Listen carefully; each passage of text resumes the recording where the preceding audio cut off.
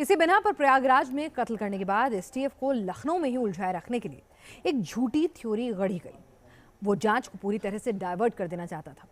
लखनऊ में असद के एटीएम से पैसे निकालने वाले मददगार की गिरफ्तारी ने एक एक कर पूरे खेल का खुलासा कर दिया।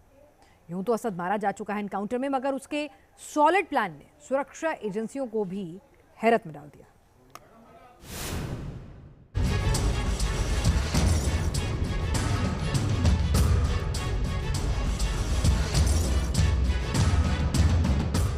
उमेश पाल पर गोलियां बरसाने के चक्कर में असद के चेहरे से गमछा हट गया था और तीसरी आंख यानी सीसीटीवी कैमरे ने चीख चीख कर दुनिया को उसके गुनाहों का चेहरा दिखा दिया। और इस तरह अतीक अहमद का कातिल बेटा ओपन शट केस में रडार पर आया था, या यूं कहें ये वो अहम सुराग था जिससे असद का बच पाना नामुमकिन था। जिस तरह उमेश पाल को ठिकाने लगाने के लिए असद ने गैंग के साथ मिलकर साजिश की एक एक ईंट जोड़ी थी, ठीक उसी तरह वारदात के बाद फरार होने का प्लान भी बनाया था। कत्ल से पहले 6 लाख कैश भी जमा कर चुका था। इतना ही नहीं, प्रयागराज में वारदात और उसके बाद 200 किलोमीटर दूर राजधानी लखनऊ में मौजूदगी का सॉलिड प्लान भी बनाया था ताकि एसटीएफ को लखनऊ में ही उलझाए रख सके।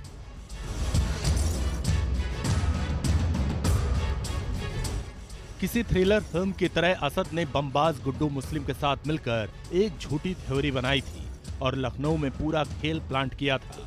असद गैंग की थ्योरी की शुरुआत होती है उमेश पाल मर्डर केस से ठीक 13 दिन पहले बरेली जेल से।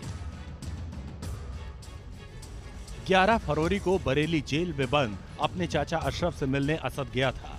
जेल में लगे सीसीटीवी कैमरे में असद बमबाज गुड्डू मुस्लिम समेत 5 गुर्गे अशरफ से मिले थे। बताया जा रहा है कि बरेली जेल में मुलाकात के बाद सभी लखनऊ लौट आए थे। गिरफ्त में आए असद के मददगार आतिन जफर ने खुलासा किया है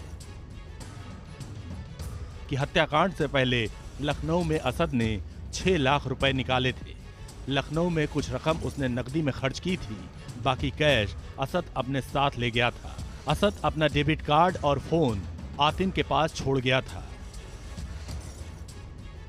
हत्याकांड से पहले ही असद लखनऊ से रवाना हो चुका था और अपना कार्ड हैंडलर आतिन के पास छोड़ गया था। उधर असद ने प्रयागराज में उमेश पाल की हत्या की।